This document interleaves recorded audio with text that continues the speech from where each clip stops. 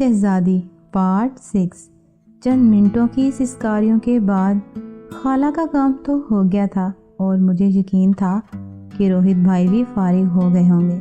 تھوڑی دیر کے بعد نیہا خالہ بولی کہ روہت اب تو تم خوش ہونا، میں نے تمہارا کام کر دیا ہے اور تمہیں راکھی کا زبردست تحفہ دے دیا ہے۔ تو روہت بھائی بولے کہ بالکل، میں تو بہت خوش ہوں، بس اب شوبھا سے گفٹ وصول کرنا ہے۔ خالہ بولی کہ سچ روہت، تم شوبھا سے بھی ایسا گفٹ لینا چاہتے ہو؟ بھیا بولے کہ ہاں میں کوشش تو کر رہا ہوں، امید ہے کہ وہ مان جائے گی۔ خالہ نے کہا کہ پھر بھی اگر میری ضرورت ہوئی تو لازمی بتانا، میں تمہارا کام آسان بنانے کے لیے کچھ نہ کچھ کروں گی۔ روہت بھیا بولے کہ ہاں ضرور، اب جاؤ اپنے کمرے میں بھی سو رہا ہوں، کل رات کو دوبارہ آنا۔ نیہا خالہ بولی کہ جناب فکر مت کرو، جتنے دن رہوں گی تمہارا کام نہیں رکنے دوں گی۔ ان دونوں کی باتیں سن کر میرا عجیب سا حال ہو رہا تھا، کوئی سوچ بھی نہیں سکتا تھا کہ یہ دونوں آپس میں یہ کام بھی کرتے ہوں گے، اور ان کے مزے لگے ہوئے تھے۔ اسی وقت بھیا کے کمرے کا دروازہ کھلا، میں خاموشی کے ساتھ دیوار سے چپک کر کھڑی ہو گئی۔ نیہا خالہ بھیا کے کمرے سے نکلی اور جلدی سے اپنے کمرے میں چلی گئیں اور دونوں کمروں کے دروازے بند ہو گئے۔ میں دبے قدموں چلتی ہوئی سیڑھیوں سے نیچے اتر آئی، میری عجیب سی کیفیت ہو رہی تھی، مجھے ان دونوں پر رشک آ رہا تھا۔ دونوں نے مل کر اتنا انجوائے کیا تھا اور اتنا سکون لیا تھا، یہ میں سوچ ہی سکتی تھی۔ اسی وقت میرے دل میں خواہش آئی کہ کاش نیہا خالہ نہ آتی تو بھیا اپنی ساری توجہ میری جانب رکھتے، لیکن اب تو ان کو پیاری سی نیہا خالہ مل گئی تھی تو وہ مجھے وقت کہاں دیں گے۔ میں سیڑھیاں اتر کر اپنے کمرے میں آ گئی اور بستر پر لیٹ گئی۔ ابھی بھی میرے کانوں میں خالہ کی سسکیاں ایسے گونج رہی تھیں جیسے مندر میں گھنٹیوں کی جلترن بجتی ہو۔ میرا دل چاہنے لگا کہ کاش میں اس کو صرف سننے کی بجائے دیکھ بھی سکتی تو پھر اتنا مزہ آتا۔ انہی سوچوں میں گم مجھے نیند آ گئی۔ صبح جاگی تو گھر میں معمول سے زیادہ چہل پہل تھی۔ ظاہری بات ہے آج راکھی تھی، باپو، بھیا، امی اور نیہا خالہ سبھی گھر میں موجود تھے۔ کھانے کی مزیدار خوشبو ناک سے ٹکرائی تو میری بھوک چمک اٹھی۔ میں جلدی سے فریش ہو کر باہر آئی تو پتہ چلا کہ سب ناشتہ کر چکے ہیں اور اب دوپہر کا کھانا بن رہا تھا۔ امی کو تو ویسے بھی کچن سنبھالنے کا شوق تھا اور آج تو ان کو موقع مل گیا تھا رنگ برنگ کے کھانے بنانے کا۔ نیہا خالہ مجھے دیکھ کر مسکرا پڑی، میں بھی جواب میں مسکرانے لگی، لیکن سچی بات یہ تھی کہ رات والی اس کی حرکت سے مجھے خواہ اس سے جلسی محسوس ہو رہی تھی۔ ایسے ہی تو کنواری نہیں پھر رہی تھی ابھی تک، حالانکہ شادی کی عمر نکلی جا رہی تھی، جسم بھی خوب بن گیا تھا، بلکہ آج تو مجھے کچھ زیادہ ہی بھرا بھرا لگ رہا تھا۔ پھر میں نے نوٹ کیا کہ نیہا خالہ چلتے ہوئے تھوڑا سا مشکل محسوس کر رہی تھیں، جیسے ٹانگوں میں کوئی مسئلہ ہو۔ میں نے تنہائی میں موقع دیکھ کر پوچھ ہی لیا کہ خالہ جان آج ایسے کیوں چل رہی ہو، جیسے کوئی مسئلہ ہو؟ تو انہوں نے مسکراتے ہوئے جواب دیا کہ نہیں، ایسی کوئی بات نہیں، رات سونے سے پہلے تھوڑی سی ورزش کر لی تھی تو بس رانوں میں تھوڑا درد اور کھچاؤ ہے۔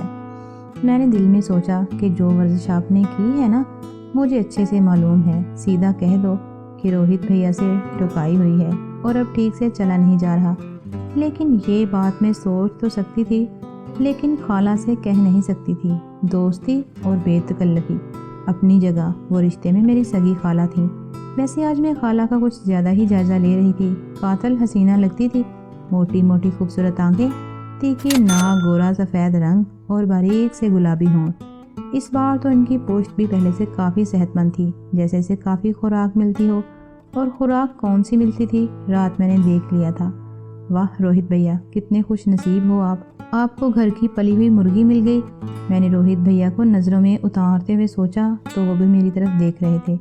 مجھے ان سے شرم آئی تو میں نے گھبرا کے اپنا چہرہ دوسری طرف کر لیا اور ناشتہ کرنے بیٹھ گئی جو امی نے میرے لیے میز پر سجا دیا تھا۔ نیہا خالہ تو چھت پہ جا کے فون پہ کسی سے بات کر رہی تھی، لیکن روہت بھیا فارغ بیٹھے تھے۔ مجھے اکیلی کو ناشتہ کرتے دیکھا تو جلدی سے اٹھ کر میرے پاس آئے اور میرے گال پہ بوسہ لے کر بولے کہ گڑیا آج تو راکھی ہے نا، مجھے باندھو گی نا اپنے ہاتھوں سے؟ میں نے کہا جی بھیا کیوں نہیں، میں نہیں باندھوں گی تو اور کون باندھے گا؟ روہت بھیا اپنا منہ میرے کان کے پاس لے کر بولے جو تحفہ میں نے تم کو دیا تھا نا اس کی ڈوریاں میں خود باندھوں گا۔ میں نے برا سا منہ بناتے ہوئے کہا کہ بھیا آپ کو میری کیا ضرورت، نیہا خالہ آ گئی ہے نا؟ تو ان کی کمر پہ ڈوریاں باندھو اور کھولو، ویسے بھی ان کی کمر مجھ سے زیادہ لچکیلی ہے۔ میری بات سن کے روہت بھیا کے چہرے کا رنگ ایک لمحے کو بدل سا گیا اور وہ بولے کہ گڑیا کیا مطلب ہے تمہارا؟ میں نے کہا بھیا میرا مطلب تو کچھ نہیں، بس ایسے ہی کہہ رہی تھی کہ نیہا خالہ آئی ہوئی ہے نا تو یہ سوگ ان کے ساتھ پورا کر لو۔ بھیا بولے کہ گڑیا گفٹ تمہارا ہے تو تمہاری پہاڑیوں پہ باندھوں گا نا، خالہ کا اس سے کیا لینا دینا۔ میں خاموش ہو گئی، لیکن بھیا ابھی بھی الجھن بھری نظروں سے مجھے تکتے جا رہے تھے۔ انہیں شک پڑ گیا تھا کہ میں ان کے رات والے تعلق کے بارے میں کچھ نہ کچھ جان گئی ہوں، لیکن پھر بھی وہ بے یقینی کا شکار تھے۔ بہرحال وہ سارا دن خوب موج مستی میں گزرا۔ ہم سب گھومنے کے لیے باہر بھی گئے اور رات گئے واپس آئے تو سب تھکن سے چور تھے اور سونے کے لیے اپنے اپنے کمروں میں چلے گئے۔ خالہ بھی اوپر کمرے میں چلی گئی تھیں، لیکن روہت بھیا میرے کمرے میں آئے۔ میں موبائل پہ کوئی گیم کھیلنے میں مصروف تھی۔ بھیا کمرے کا دروازہ اندر سے بند کر کے میرے بستر پہ آ کر میری گود میں سر رکھ کر لیٹ گئے جیسے وہ چھوٹا معصوم بچہ ہو۔ وہ پہلے بھی کئی بار مجھ سے ایسے ہی لاڈ اور پیار کرتے تھے، لیکن آج میرا دل اندر سے خطرے کی گھنٹی بجا رہا تھا۔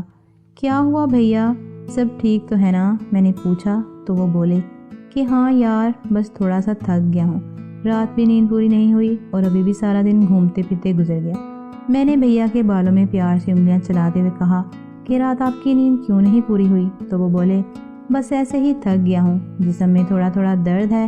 مجھے پتا تھا کہ ان کے جسم میں تھکاوٹ اور درد کیوں ہے۔ میں نے کہا کہ بھیا آپ کو دبا دوں؟ تو وہ بولے کہ گڑیا اس کی ضرورت نہیں، بس دل کر رہا ہے یہاں بھی تمہارے ساتھ سو جاؤں، اوپر چڑھنے کی بھی ہمت نہیں ہے۔ میں نے بھائی کی بات سن کے کہا کہ لگتا ہے بھیا آج ایک دن 2 شکار کھیلنے کا سوچ رہے ہیں۔ پہلے یہاں پہ چھوٹی کشتی میں سواری کرے گا، پھر اوپر جا کر دوسرے کی ٹھکائی کرے گا۔ میں نے کہا بھیا بھلے آپ سو جاؤ، یہاں پر کون سا مسئلہ ہے، لیکن نیہا خالہ اوپر اکیلی کیسے سوئے گی؟ انہیں ڈر لگے گا۔ بھائی کہنے لگے کہ کل بھی تو وہ اکیلی سوئی تھی، میں تو نہیں سویا تھا اس کے پاس۔ میں نے کہا بھیا بھلے کمرے میں اکیلی تھی خالہ، لیکن ساتھ والے کمرے میں آپ بھی تو تھے نا۔ آج وہ رات کو ڈر گئی تو بلا وجہ شور نہ مچا دے، کیونکہ رات میں چھت پر چہل قدمی کے لیے آئی تھی تو خالہ کی ہلکی ہلکی سی سکاریاں سنائی دے رہی تھی جیسے وہ نیند میں ڈر رہی ہو۔ میری بات سن کر بھائی اٹھ کے بیٹھا اور مجھے کہنے لگا کہ تم رات اوپر چھت پر واقع گئی تھی؟ میں نے کہا گئی تھی تو کہہ رہی ہوں نا۔ بھیا بولے کہ پھر تم نے جو نیہا خالہ کی سسکاریاں سنی وہ کس طرف سے آ رہی تھیں؟ میں نے کہا بھیا مجھے تو ٹھیک سے کچھ سمجھ نہیں لگی، لیکن ظاہری بات ہے کہ ان کی آوازیں ان کے کمرے سے ہی آ رہی ہوں گی نا۔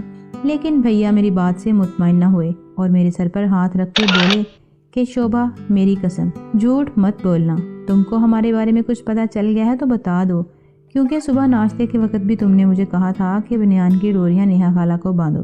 جا کے تو مجھے اس وقت شک ہو گیا تھا کہ تم ہمارے بارے میں بہت کچھ جان چکی ہو۔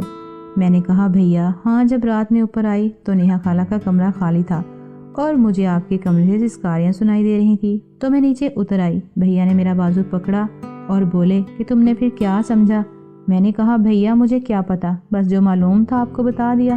لیکن بھیا نے میری بات کا یقین نہ کیا اور بولے کہ بتاؤ نا تم نے کیا سمجھا تھا؟ میں نے جب دیکھا کہ بھیا ہر قیمت پہ پوچھنا چاہتے ہیں تو میں نے کہا بھیا مجھے تو یوں لگا تھا کہ آپ ان کی ٹھکائی کر رہے تھے۔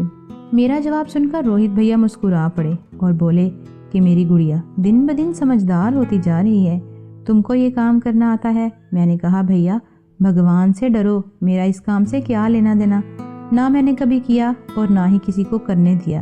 بھیا بولا کہ آج اپنی آنکھوں سے دیکھنا چاہو گی۔ میں نے کہا بھیا وہ کیسے؟ وہ بولے کہ میں طریقہ بتاتا ہوں۔ اس ناول کا اگلا حصہ نئی آنے والی قسط میں اپلوڈ کیا جائے گا۔ اگر آپ کو ہماری نالج پسند آئی ہو تو پلیز چینل کو سبسکرائب کر لیں اور ساتھ دیے گئے بیل آئیکن کے بٹن کو کلک کر لیں تاکہ ہماری نئی آنے والی قسط آپ کو آسانی سے مل سکے۔ شکریہ۔